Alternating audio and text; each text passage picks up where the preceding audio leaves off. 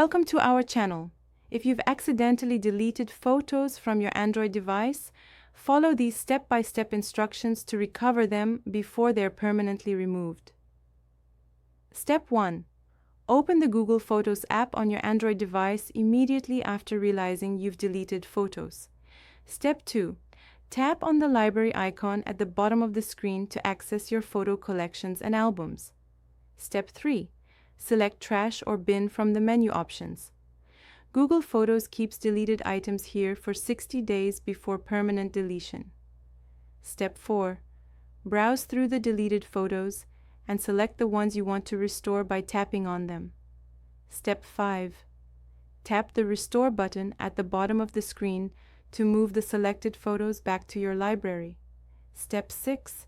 If your photos aren't in Google Photos, check your device's Gallery app. Many Android devices have a recently deleted folder in the gallery. Step 7. Open your Gallery app, find the recently deleted or trash folder, and select the photos you want to recover. Step 8. Tap Restore to return the photos to their original albums. For photos deleted more than 60 days ago, you may need third-party recovery software. Don't forget to like this video and subscribe to our channel.